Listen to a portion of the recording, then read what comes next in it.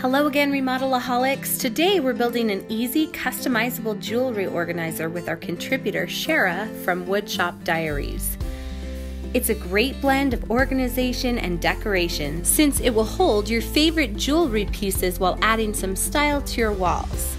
The small shelf gives you a surface for placing small items, and the fabric panel in the center covers a piece of foam board to make a pin board for notes or reminders, or for flexible storage for additional jewelry pieces. You'll only need one 1x4 board plus a short piece of 1x2 to build this, so you may be able to build this entirely from your scrap pile, which is a bonus. If you have an extensive scrap pile like mine, that is.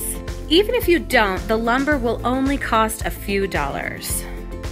To get started, first measure and cut your wood.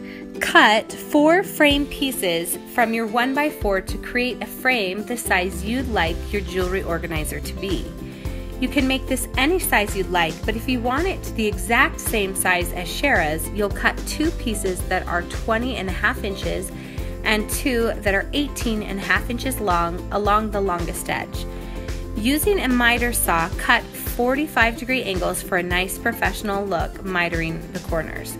The fastest way to get your pieces exactly the same is to measure and cut one piece and then use that piece to mark the next cut, as you can see Shara doing here. You'll also cut one 19.5 inch piece of 1x2 cut straight at the ends for the small shelf on the frame. Sand the pieces well, then drill 2 pocket holes on each end of the 2 longer frame pieces. Clamp and join the frame pieces using pocket hole screws, 2 in each corner. If you have access to a router and a rabbet bit, route out a small groove along the inside of the frame for the foam board.